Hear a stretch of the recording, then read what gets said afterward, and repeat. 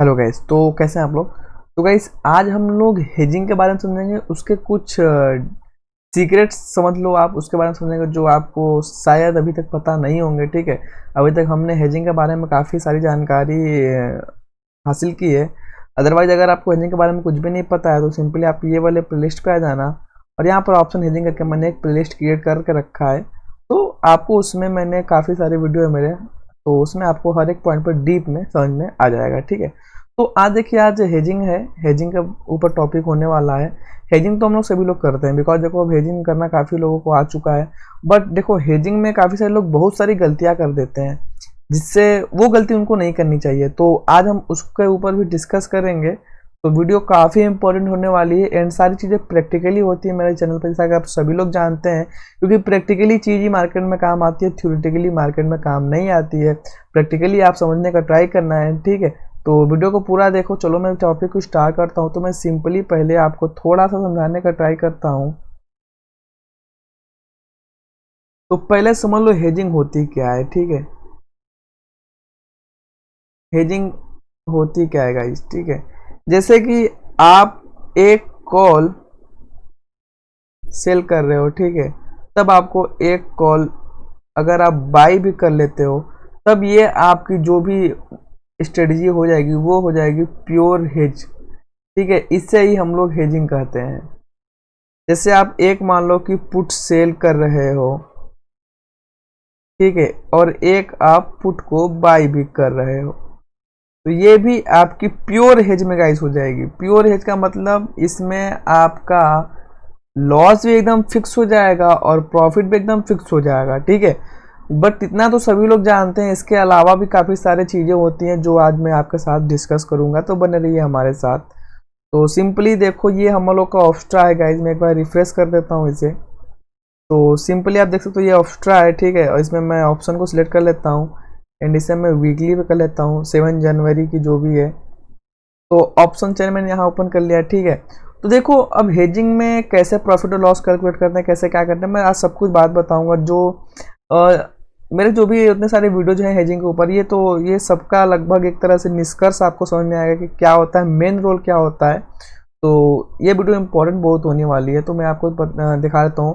जैसे कि मान लो कि हमने क्या किया, हमने 14,200 का पुट एट द मनी का सेल करना चाहा। ठीक है, तो मैं एक सेल कर देता हूँ यहाँ से, और एक मैं बाई भी कर देता हूँ, वो है जो 14,100 का पुट मैंने बाई कर दिया। ठीक है, तो अब देखो मैंने किया क्या टोटल, आप वो देखो मैंने क्या किया। इसमें 14,200 का पुट मैंने सेल किया है और 14,100 का पुट मैंने बाई किया है। जैसा कि आप देख सकते हो, ये माइनस क्वांटिटी में दिख रही है आपको, और ये है 14,200 का मैंने पुट सेल किया है, और एक प्लस देख सकते हैं आप, 14,100 का मैंने पुट बाई किया है। तो सेल वाला के देखो कितना है, सेल वाला 77 रुपीज़ है और बाइंग वाली 43 रुपीज़ है। तो अब देखो, अब इसमें आप कैसे आसानी से चीज़ें कैलकुलेट कर सकते हो, वो मैं आपको दिखाने का ट्राई करूँगा। ठीक है, तो सेल वाला कितना क्या था, 77। ये आपने इस प्रीमियम का आपने सेल किया है। जैसा कि आप सभी लोग जानते हैं कि जो भी आप सेल किए रहोगे वो प्रीमियम आपको पूरा क्रेडिट हो जाता है। ठीक है, तो ये पूरा आपको प्रीमियम मिल जाएगा, नेट क्रेडिट हो जाएगा। ठीक है, 77 × 75 होगा, क्योंकि आप एक निफ्टी में अगर आप करोगे तो एक लॉट में कितने होते हैं, 75 क्वांटिटी होते हैं। तो मैं आप क्वांटिटी समझ लेना। तो मैं सिंपली आपको क्या बोलते हैं, आपको प्रीमियम पे मैं कैलकुलेट करना सिखाऊंगा। ठीक है, और बाई किसने किया है, आपने बाई किया है 43 रुपीज़ का। यहाँ पर आपने बाइंग की है 43 रुपीज़ का, 77 का सेल किया है। तो देखो मैक्स प्रॉफिट कैसे करोगे, मैक्स प्रॉफिट क्या होता है, जो आप सेल किए रहोगे उसमें से बाइंग वाले को घटा दो। सिंपल बात है। ठीक है, क्योंकि हमने देखो हमने हमने एट द मनी का पुट सेल किया है, एटीएम का और ओटीएम का हमने पुट बाई किया है। ठीक है, तो इसका मैक्स प्रॉफिट कब होगा, जब मार्केट 14,200 से ऊपर ही एक्सपायर होगा। 14,200 के नीचे मार्केट जब नहीं एक्सपायर होगा, 14,200 पे या 14,200 से ऊपर एक्सपायर होगा, बिकॉज हमने पुट सेल किया है, तो हमें मैक्स प्रॉफिट होगा। तो मैक्स प्रॉफिट कैलकुलेट करने का सिंपल तरीका ये है कि जो हम लोगों ने सेल किया रहता है वो तो पूरा नेट क्रेडिट होता है, और जो हम लोगों ने बाय किया रहेगा वो नेट डेबिट हो जाएगा। तो सिंपली इसमें से माइनस कर दो, तो 7 में से 3 और 34 पॉइंट का आपका मैक्स प्रॉफिट हो जाएगा गाइस। ये हो जाएगा आपका मैक्स प्रॉफिट। सिंपली अगर बात करूं तो जो आप, ये हम लोग की क्रेडिट स्प्रेड है, ठीक है। क्रेडिट स्प्रेड डेबिट स्प्रेड क्या होता है ऑलरेडी वीडियो में मैंने बता रखा, तो उसे आप, अगर आपको नहीं समझ में आ रहा था तो वो आप वीडियो देख लेना, ठीक है। बिकॉज हमने महंगे वाले को सेल किया है और उससे दूर वाले को बाई किया है जो उससे सस्ता है, तो ये हम लोग का मैक्स प्रॉफिट हो जाएगा। जो हम लोग सेल किए रहेंगे उसमें से माइनस कर देंगे बाई किए वाले, तो हम लोग का मैक्स प्रॉफिट कैलकुलेट हो जाएगा। तो इसी तरह देखो, अब ये हम लोग का मैक्स प्रॉफिट समझ में आ गया। मैक्स प्रॉफिट कितना हो गया हम लोगों का 34 पॉइंट का हम लोगों का मैक्स प्रॉफिट हो गया। इंटू 75 कर दोगे तो ये टर्म्स ऑफ रुपीज में आपको समझ में आ जाएगा जितना रुपीज का होगा, ठीक है।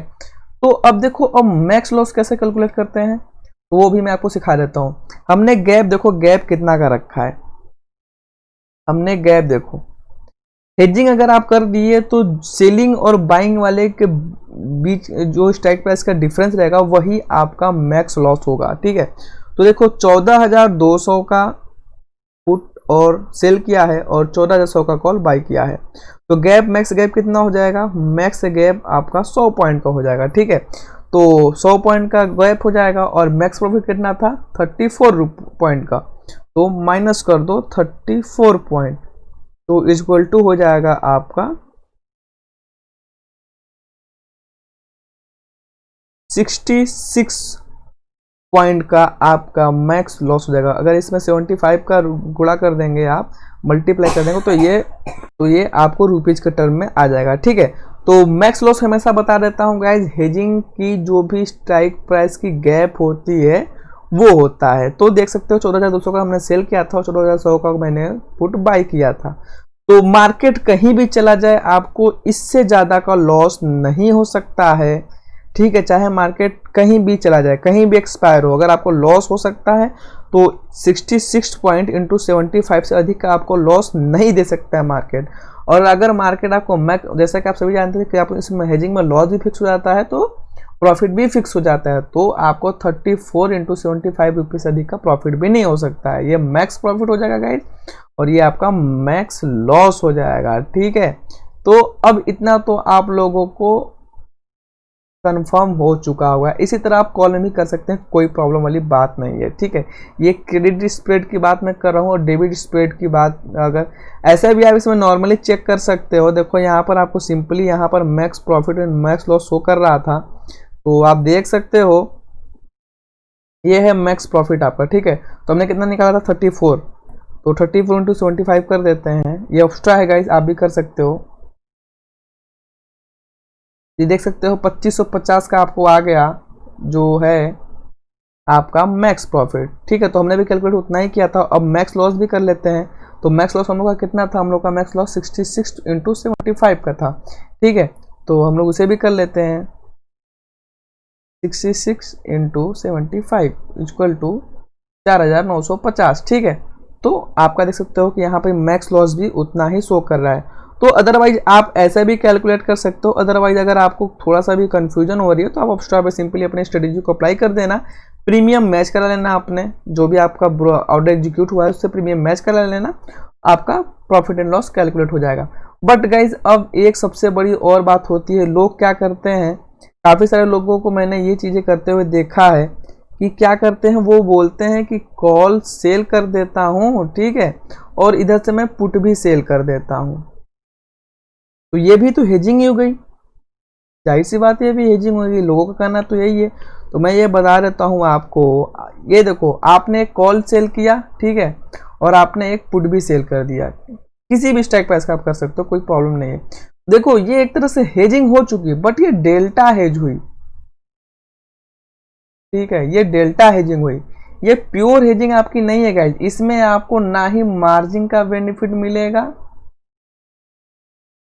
और ना ही आपको fix loss and fix profit का बेनिफिट मिलेगा। प्रॉफिट तो फिक्स होता ही है ऑप्शन सेलिंग में प्रॉफिट का तो फिक्स होता है, तो फिक्स लॉस का भी बेनिफिट नहीं मिलेगा। वो कैसे गाइस, आप अगर एक कॉल सेल कर रहे हो और एक पुट सेल कर रहे हो उसे हेज करने के लिए, तो ये डेफिनेटली दोनों के दोनों नेकेड में चले जाएंगे, ठीक है। तो ये कब प्रॉफिटेबल होगा, ये तब को उस समय प्रॉफिटेबल होगा गाइस जब मार्केट साइडवेज होगा। बिकॉज गाइस आप कॉल भी सेल कर रहे हो और पुट भी सेल कर रहे हो, ठीक है। तो ये उसी कंडीशन में प्रॉफिट होगा जब मार्केट दोनों का दोनों साइडवेज होगा, तो ये आपको साइडवेज में प्रॉफिट दे सकती है। इंट्राडे में इसे गाइस आप अप्लाई कर सकते हो जब भी आपको साइडवेज सिनेरियो लगे, बट कैरी फॉरवर्ड पोजिशनल में तो इसे अप्लाई करना काफ़ी घातक सिद्ध हो सकता है। तो मैं आपको दिखा देता हूँ वैसे ही करके। जैसे कि मान लो कि आपने एक पुट सेल कर दिया, तो यहाँ पे मैं पुट सेल कर देता हूँ एक लॉट, एट द मनी का ही मैं ले लेता हूँ। आप लोग कहीं का भी कर सकते हो, या तो स्ट्रेडल या तो स्ट्रेंगल, बट बात दोनों का वही पड़ेगा, दोनों साइडवेज में ही प्रॉफिट देगा, ठीक है। जैसे कि आप देख सकते हो कि मैंने क्या किया, मैंने 14,200 का पुट भी सेल कर दिया है, 14,200 का कॉल भी सेल कर दिया सेम एक्सपायरी का। तो देखो मैक्स प्रॉफिट तो सब फिक्स है, क्योंकि ऑप्शन सेलिंग में प्रॉफिट मैक्स फिक्स होता है ऑलरेडी, बट मैक्स लॉस देखो आपका इसमें अनडिफाइंड है, और हमने पिछले वाले में क्या देखा था, उसमें आपका डिफाइंड था, ठीक है। तो इस तरह से देखो ये भी एक हेजिंग है, बट ये डेल्टा हेजिंग है, ये आपको तभी प्रॉफिट देगी जब मार्केट साइडवेज होगा, ठीक है। तो इस तरह से काफ़ी सारे लोगों को डाउट आ रहा था कि मैं ऐसा करूंगा तो मुझे मार्जिन बेनिफिट मिलेगा कि नहीं मिलेगा, तो नहीं मिलेगा गाइस, ठीक है। तो मैं बता देता हूँ मार्जिन बेनिफिट क्या होता है।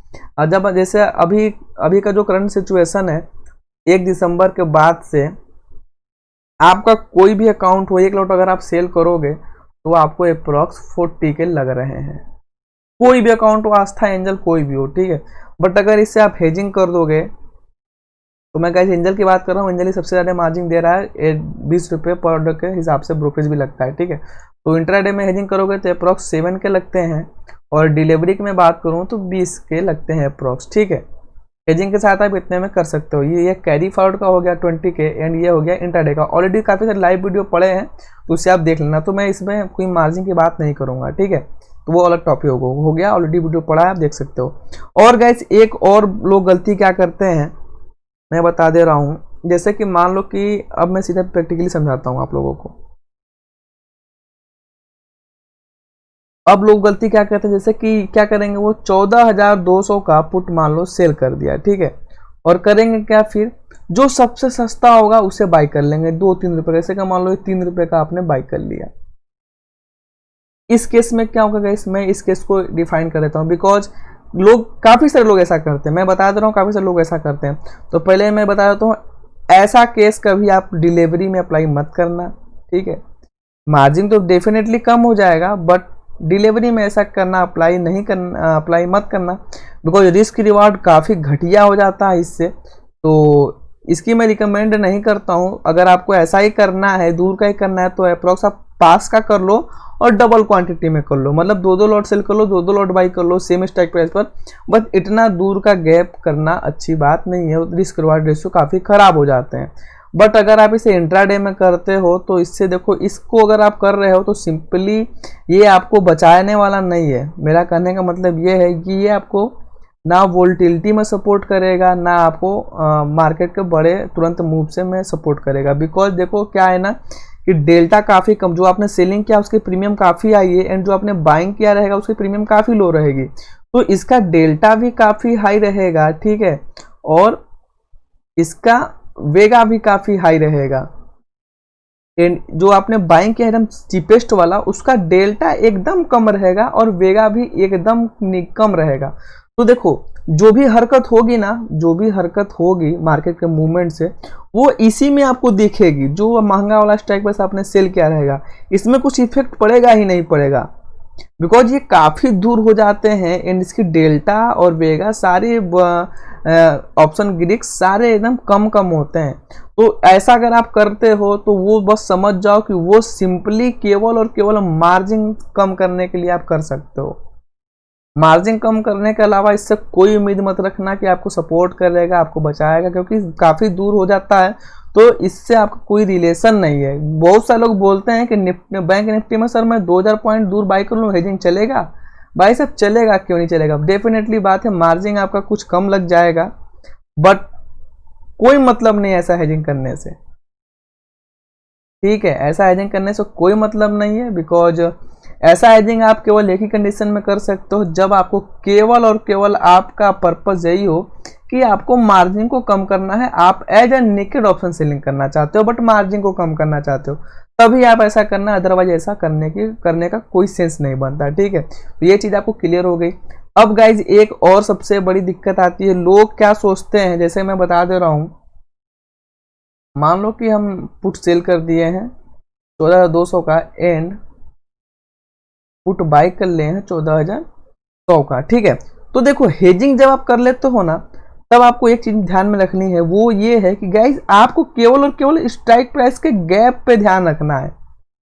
ठीक है, मतलब गैप से मतलब क्या है कि 77 रुपए का आपने सेल किया, 77 रुपीज का आपने सेल किया और 43 रुपीज का बाई किया, तो ये प्लस हो जाएगा, ये माइनस हो जाएगा। आपका मैक्स प्रॉफिट कितना है, आपका मैक्स प्रॉफिट 34 पॉइंट का है। ठीक है, तो अब जरूरी नहीं है कि दोनों को जीरो होने तक का आप वेट करें।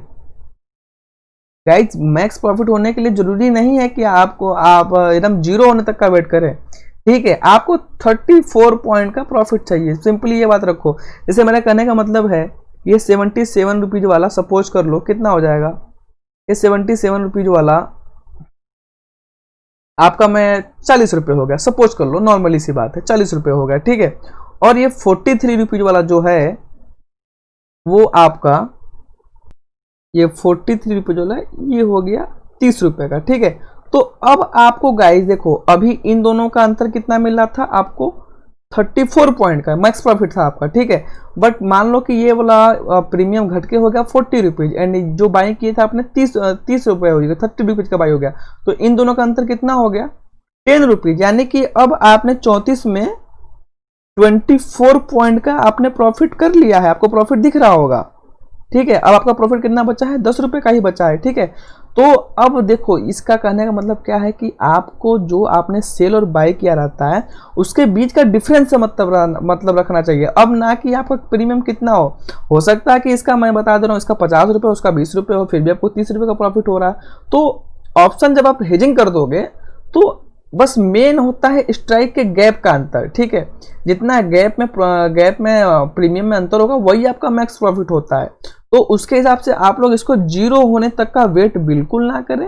अगर आपको इनफ प्रॉफिट मिल रहा है तो आप ट्रेड को अपना एग्जिट कर सकते हैं। ठीक है, कोई जरूरत नहीं है कि जब तक जीरो होगा तब तक वेट करेंगे वो, क्योंकि देखो जो ये 14,200 वाला है ना, ये काफ़ी इफेक्टिव होता है इस वाले से, बाइंग वाले से, बिकॉज बाइंग आप हमेशा दूर करते हो और सेलिंग हमेशा आगे का करते हो, जिसका प्रीमियम ज़्यादा होता है। तो क्या होता है ना कि जो आपने सेल किया रहता है उसका डेल्टा वगैरह काफ़ी ज़्यादा होता है एंड थीटा की वैल्यू भी काफ़ी होती है, बिकॉज एट द मनी के करीब होता है वो। ठीक है, या फिर एट द मनी का आप सेल करते हो, तो इसके वजह से काफ़ी बार ऐसा होता है। तो आप जीरो होने तक का वेट बिल्कुल ना करें, आपको सिंपली स्ट्राइक के गैप का अंतर ध्यान देना है कि कितना चल रहा है।